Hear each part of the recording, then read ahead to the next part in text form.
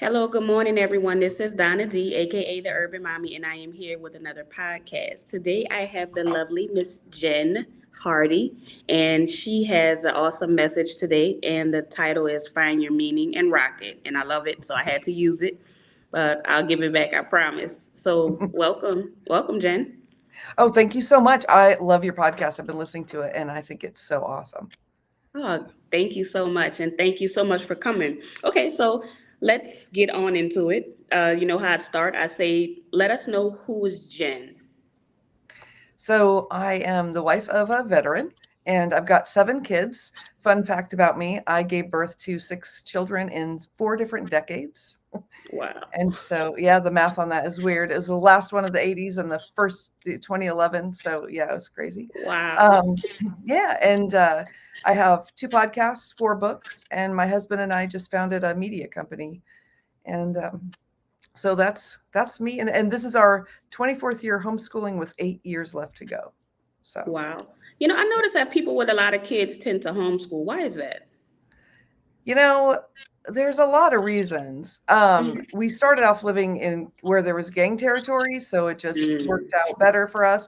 But then we moved, and I don't know. I think when you have so many kids, it helps keep your family like closer because when that's they're true. in school, they're all doing their own thing and they would be at 3 different schools and doing all this different stuff and Right. that way it was together. And homeschooling now, I mean, it's a lot different than it was in 2000 when we started, but Mm-hmm. yeah, there's so much to do. I mean, people worry about being social, but we could be social all day, every day, and never get any school done. Like that's how much there is to do. It's crazy. So Wow. Okay. yeah, it's All good. right. So yeah, I did see that was one of my questions about because I saw you had all of the different with the wide age range with your kids. So that was actually I was going to ask about that. So how was that? Crazy. I'm not gonna lie. So I had 4 kids, and then I married someone who had one that fit right in the middle. It was perfect. Um, and we thought, we might want to have a baby. And he was on his way to Iraq, and the window was closing because I was not young. And hold on one second. I'm so sorry. That's okay. One second. Hmm. I'm doing an interview. Please get the dogs.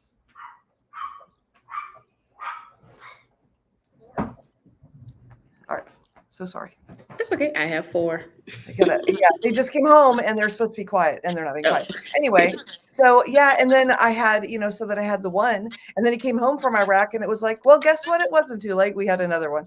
So there we go. Yeah, it was wild because things are so different. And that's what I try to explain to older women who Hmm. are maybe they're raising their grandkids or maybe they just have grandkids and their kids are like, Hmm. Mom, you don't understand what it's like to raise kids today. And I'm telling them, you don't. It is not the same. This whole tech Mm. generation, it's a whole Yeah. different ballgame, because my other kids, I could say, well, 1 hour a day of, screens or whatever, and you're not going to have a phone when you're younger, but they can't communicate with their friends if they don't have a phone. If Right. they text, right? So you're like socially excommunicating them from everybody if you don't.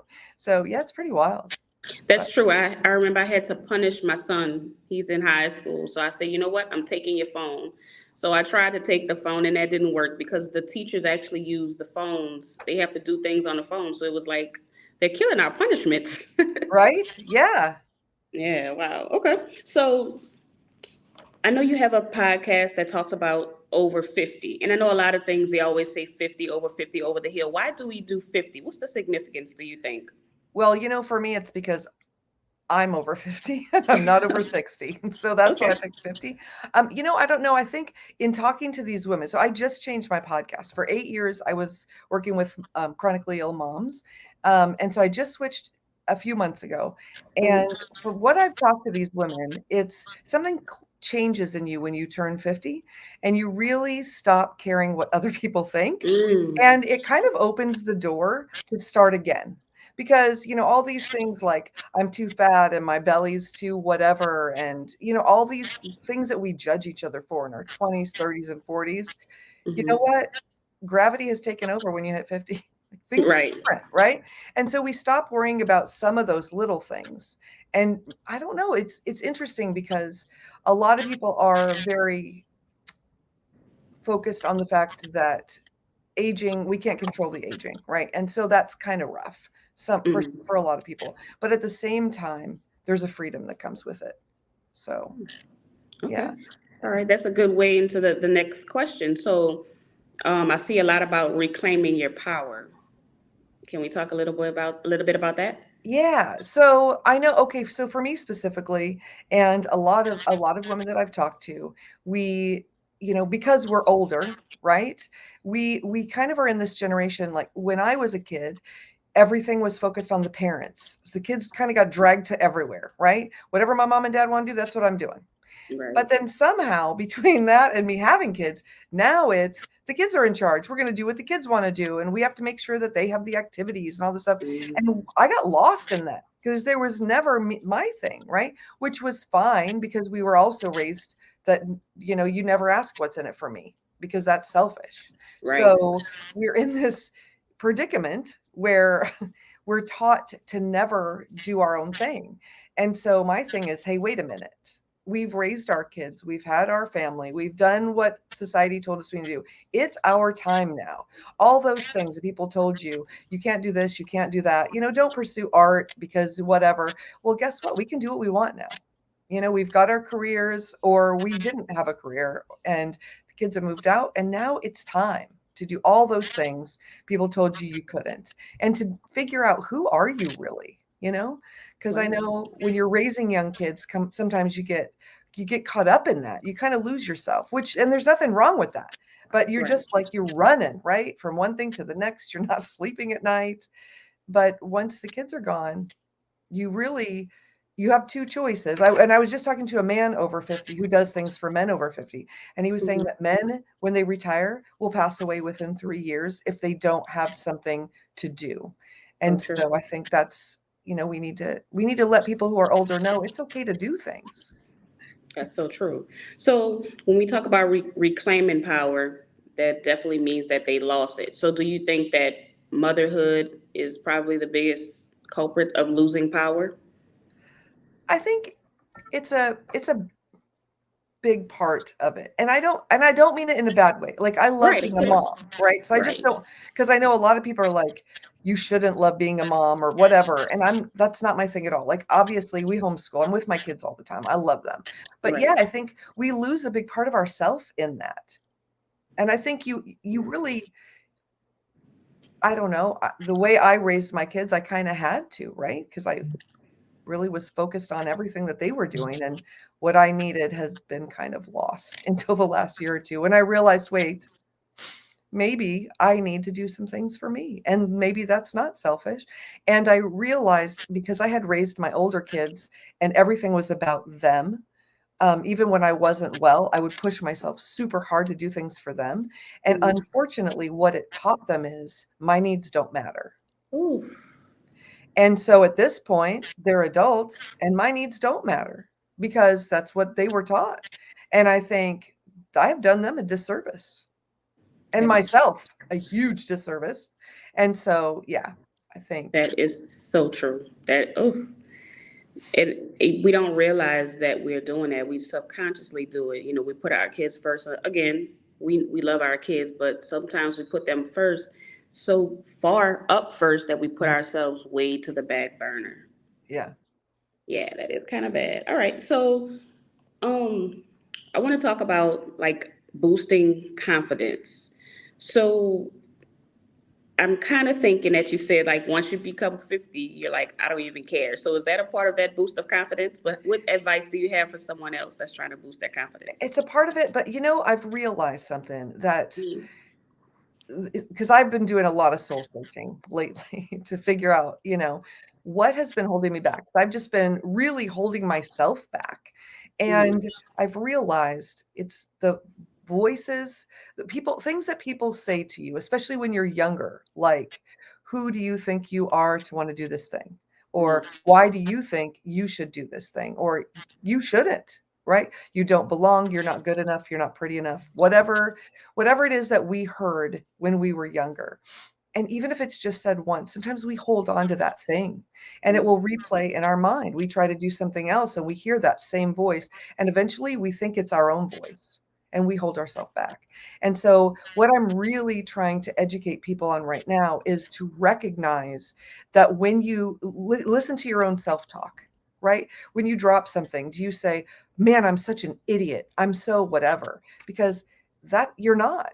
You just dropped something, right? And so that's coming from somewhere. We need to recognize that and tell that voice to be quiet and let them go and really identify, where did that come from? And really think about it and then say, I'm going to choose not to let that control where I go from now on and replace it with, I can. I Hmm. can.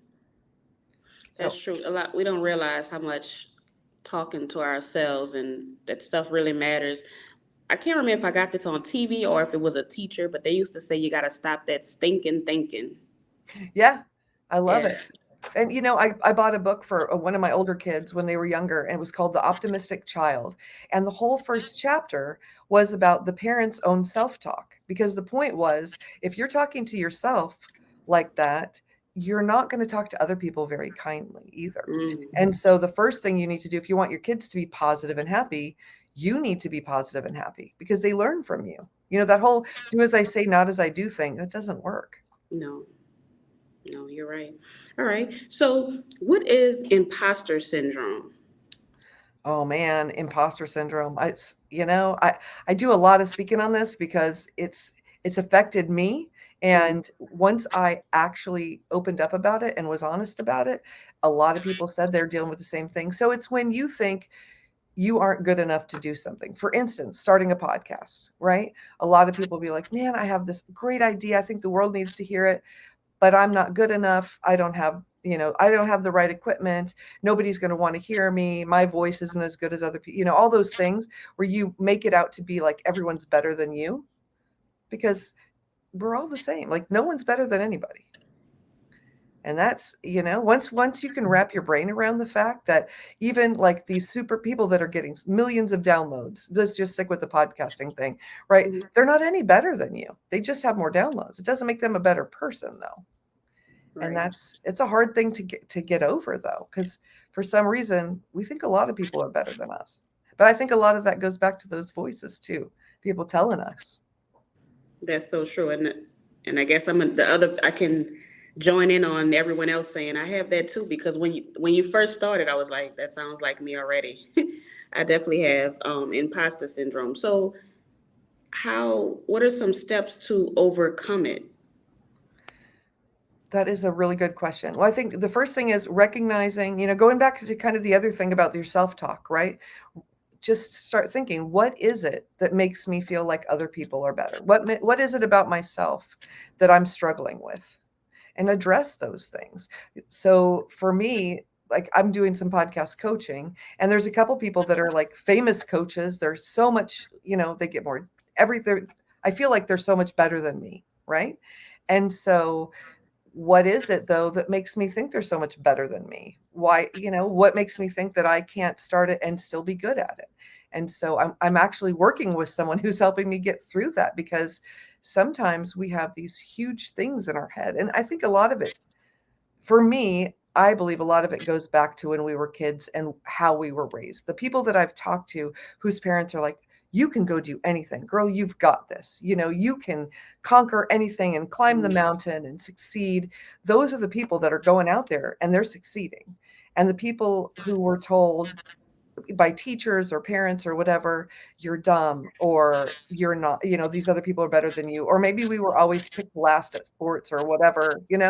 And so we have that deep seated thing that we're not going to succeed. And I think we just need to let that go and try. The best thing to do is try. And maybe you won't be good at everything, and that's okay.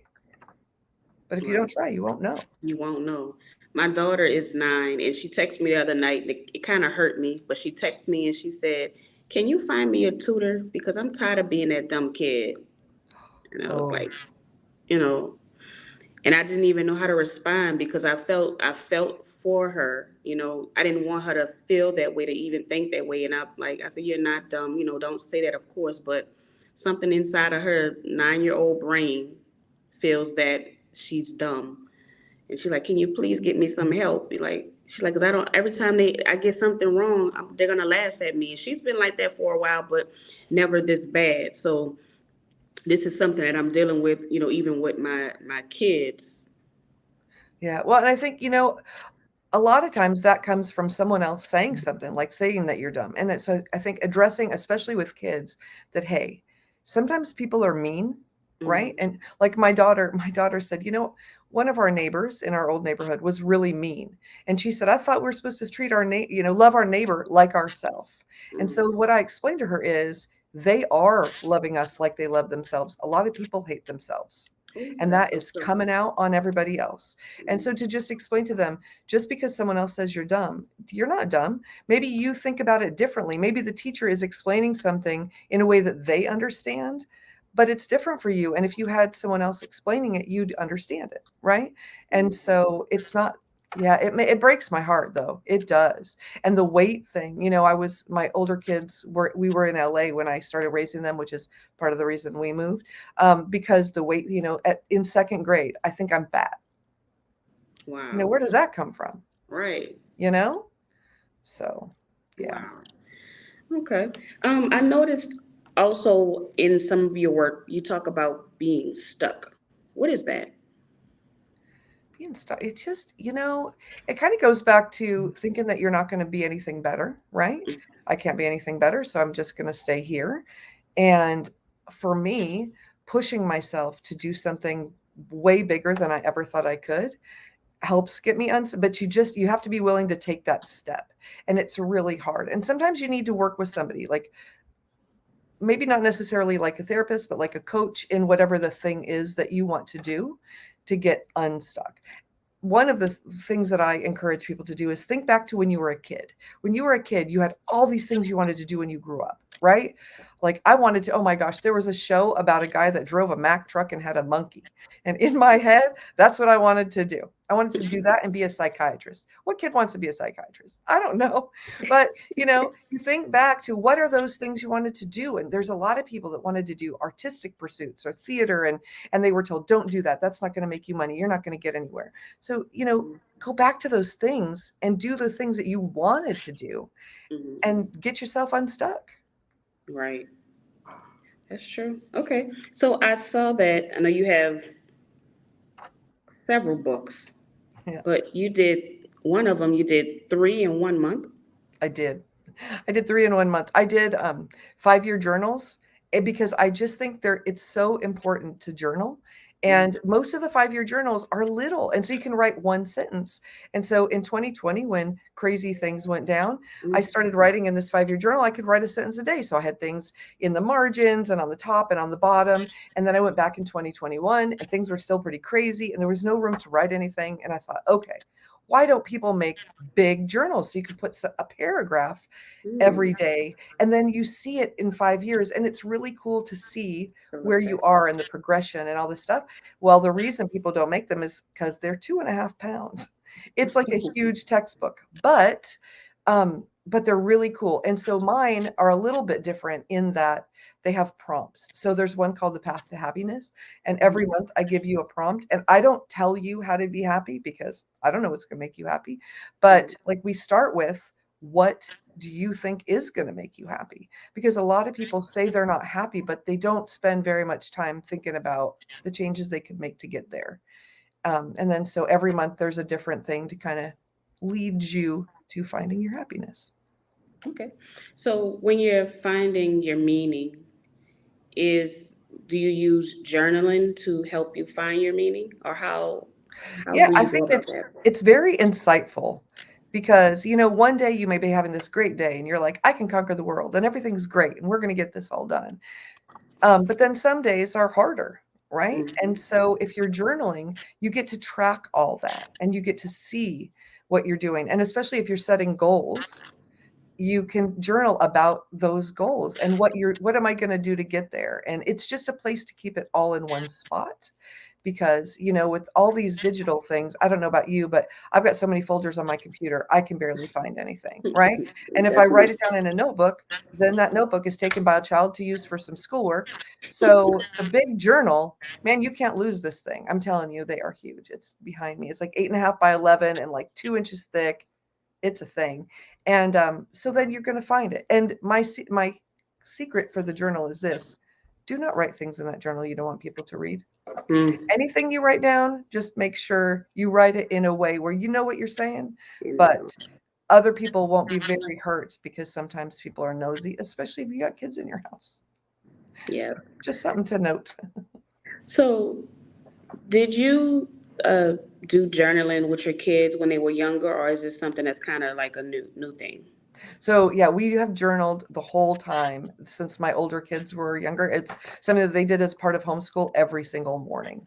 So Wow. they just had to write a paragraph, and I never graded it, and I didn't look at it if they didn't want me to look at it.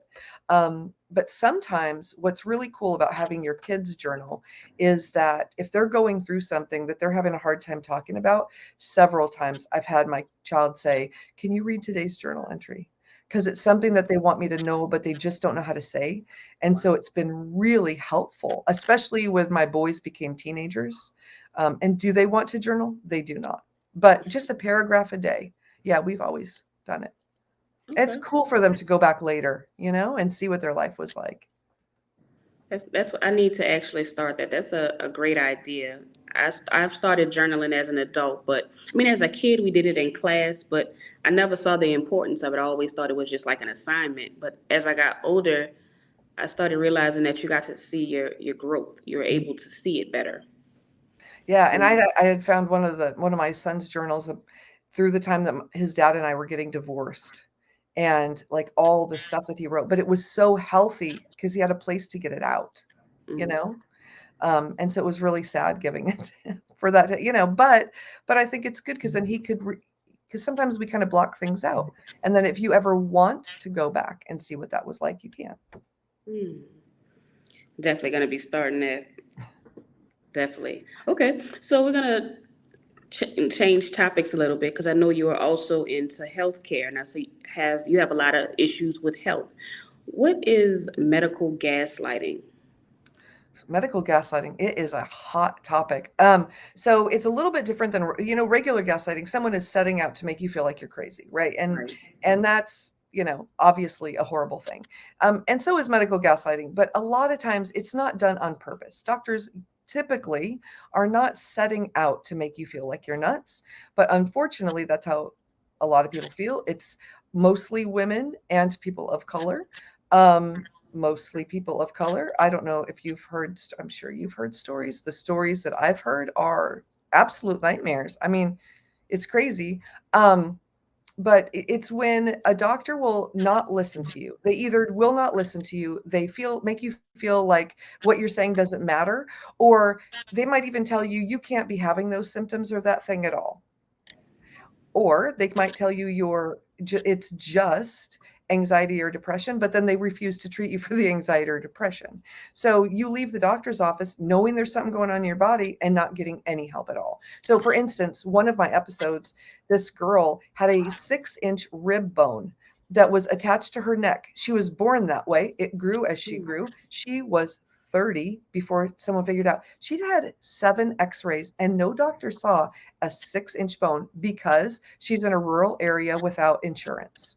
And so they were just getting her in, getting her out. And she started dating someone who is an occupation or a physical therapist. And she said, can you massage my neck? It always hurts. And he rubbed it. He said, oh my gosh, that's not a muscle. That's a bone. And after that, it took her 2 years to get help because people just gaslit her all over the place. So, yeah, stuff like that. Wow. Okay. So, and I always had that issue. And now that I think about it, I never knew that it actually had a real term. That was actually my first time seeing that term, medical gaslighting.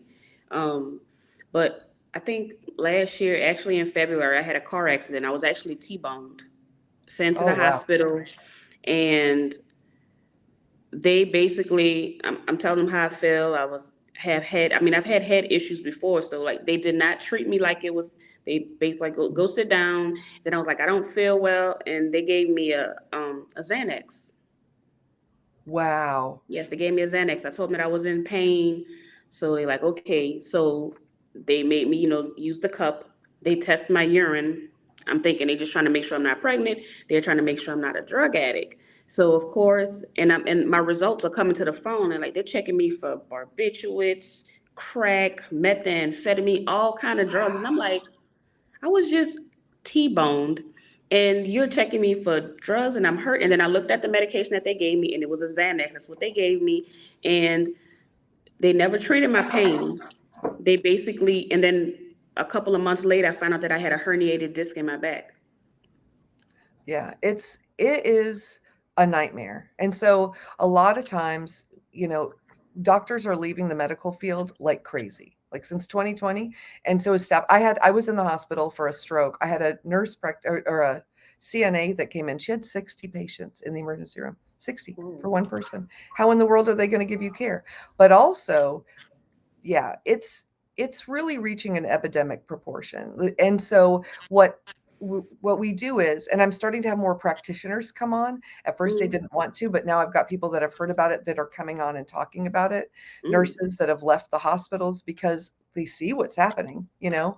But what everyone says, and this is so important for everyone, whether you have a health condition or not, when you go to the doctor, bring someone with you. mm. There's something about having your own advocate there. And it's weird. Like with me, I go to the doctor and I say I'm in pain. They ignore me completely. My husband will come and say, she's in pain. And they go, oh, we'll get her some pain medicine. Wow.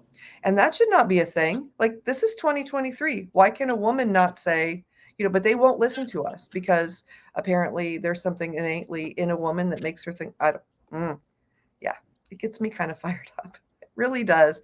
It's very frustrating. But yeah, you always want to have someone with you. But what if you can't? Like, you were in an accident, right? It's not like, you know, Right. um, yeah, it's very And I mean, that's just one example. I have several, but like I said, I never knew that there was actually a term. So actually now, a little later, I'm gonna go look this up because, and I honestly, I read some stuff about it, and I just kind of attributed to maybe racism or maybe some type of classism, maybe thinking, oh, maybe she's a drug addict. I'm not sure what they thought, but clearly well, I'm they not thought going to a lie. lot of things. A lot of it is racism. A lot of it is. And they actually teach doctors that people of color have something about like Pain, higher pain pain tolerance and tolerance. pain. And so you guys don't get, what the heck? What is that? We're all Yeah, people. I really don't understand at yeah. all, you know? Um, yeah, I Yeah, I really read don't. about, and actually, I read about that when I was looking up my situation, and they said that they used to perform surgeries on slaves, and they wouldn't use pain medicine. So that's where that came from. Yeah, Yeah, which so I is mean that's tough, and it's sad that we still have to do that. Like I actually do have anxiety, but the problem is with anxiety, you're always worrying, you're always scared, and my anxiety it gets pretty bad. So the thing is, you go to the doctor and then they shush you away so often that you're like, okay, maybe it's just my anxiety. But then my anxiety kicks in again, and I'm like, but what if I'm really hurt? And right. I stay home because I'm like, oh, it's just anxiety. So, Yeah, and it's a struggle. It really is a struggle. And the biggest thing is if you're well, I mean, if you're in the ER, there's not a lot you can do, unfortunately, except call someone and have someone come down would be the biggest thing. And then mm, just find the doctor that listens, which is not always easy. But what we do now is we'll actually call a doctor's office and kind of pre-screen the staff, mm, and ask them some questions just to see, are they attentive? Are they going to listen? Are they going to be rude? And we won't go if because that's just an indicator. If the doctor's going to put up with that, I don't want to go. that's true. Wow, that is so true. So so one of your questions was how can we be better patients? So is that just bringing someone with you, or is there something else you suggest? So, okay, so there's just a couple of things that will make your visit go so much better because I keep interviewing doctors and asking them because we are having a really hard time right now in our house getting good quality care. So, number one, bring someone with.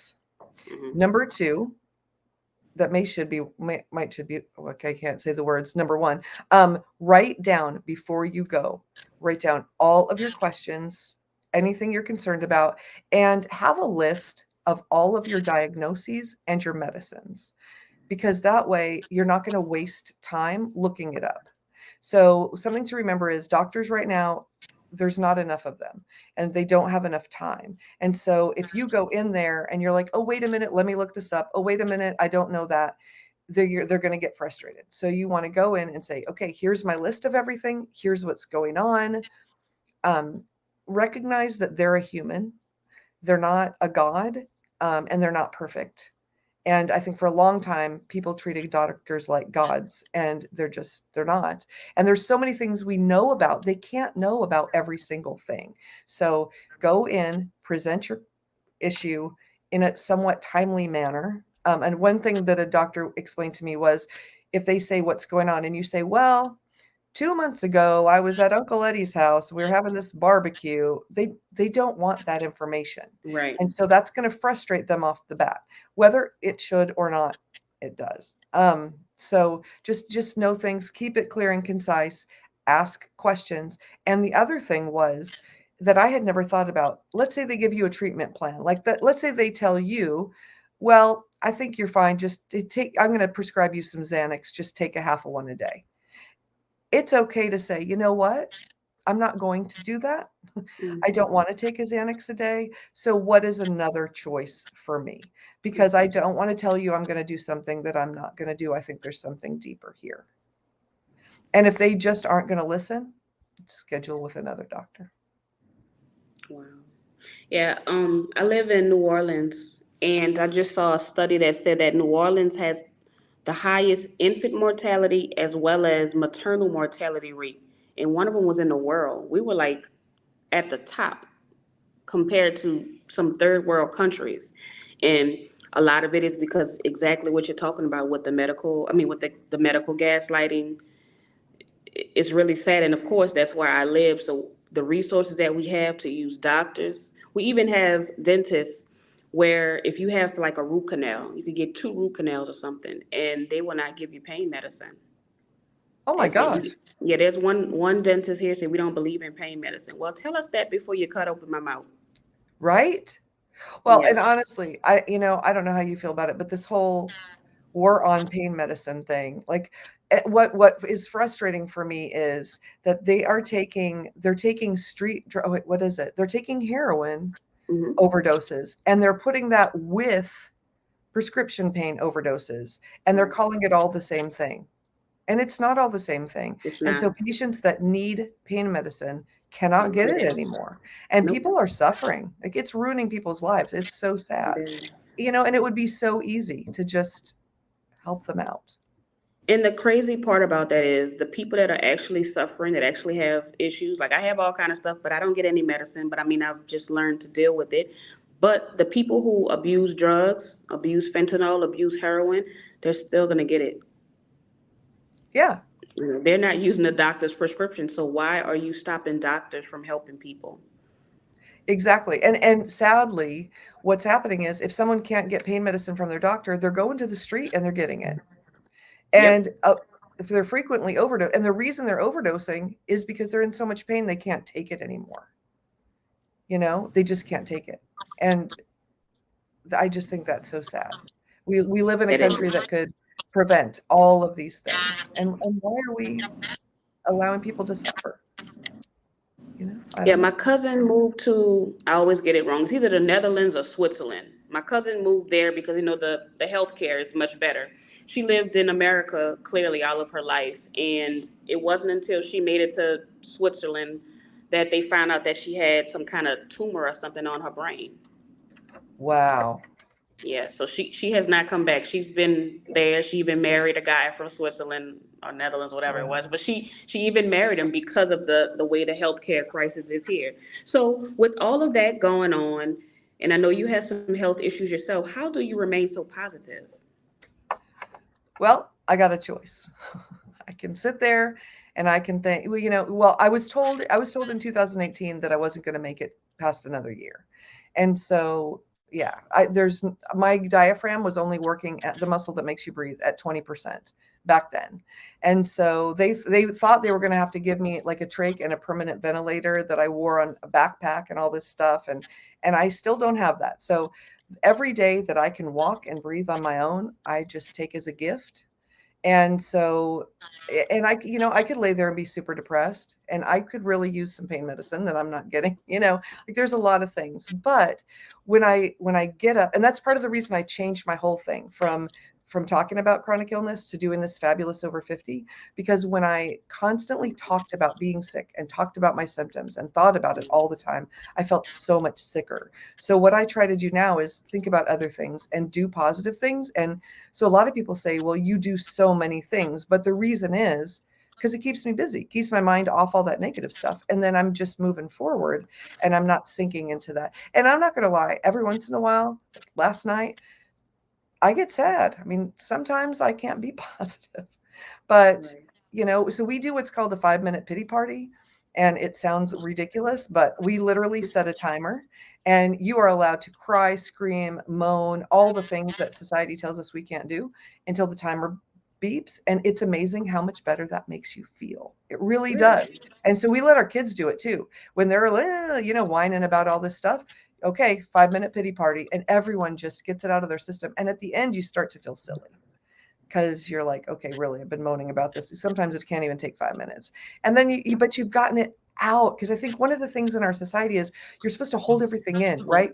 Don't talk about being sad. Don't talk about being sick. Don't talk about having a bad day. How are you doing today? You have to say, I'm fine or I'm great, but you're not great. So, maybe get it out when you're feeling sad so that then you can feel happy. I like that. There's a, I don't even know the name of it, but it's like a place you go to when you just break up stuff. Yes. Yes. So I Yeah. guess it's kind of like that release. Exactly, and because I think, we're all taught, sit down and shut up and pretend like put a smile on your face. Mm, And that is not healthy. That's not, right, people need to get stuff out. right. So, That's yeah, true. Okay. balance. So if you could tell 17-year-old Jen something, what would you tell her? Ooh, there's a couple things. Stop comparing yourself to other people. That would be number one. Because if I had not done that, and don't think that you need a man to be successful. Those are the two things. Okay. Yeah. And if a man treats you bad, leave. Leave. That Yeah. is, yeah. Don't keep trying to fix it. Oh my gosh, he's not going to change.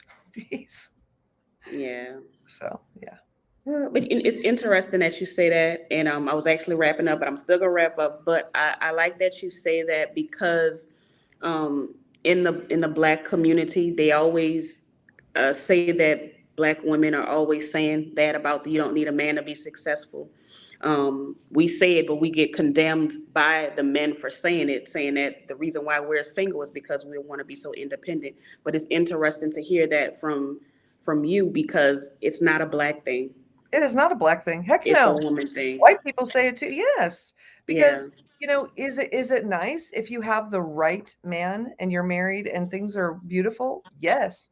But, I know from like my age and older, we were kind of taught like to be successful, you have to get married and have a man, right? And so a lot of us Hmm. chose the first person that came along and we do not need that. So, no. Right. Okay. I love it. All right. So, can you tell everyone how they can find you, follow you, support you? Yeah, everything, it's jenhardy.net everywhere, or is where everything is. So yeah, and yeah, Okay. jenhardy.net. So, and thank you so much for having me on the show. This is so cool. I love it. Oh, good. I appreciate you. Thank you so much for coming and thank you for giving me your perspective. And I hope that this resonates with the guests. I mean, the guests, the listeners. I know it will because, you know, I've been enjoying all of these stories. I don't know if you noticed, but I am trying something different and I really appreciate it because the more we think that we're different, we're actually all the same. Yeah, and I think we need to have way more, yeah, conversations. Yeah. Black, white, All right. everybody. So thank you. Right.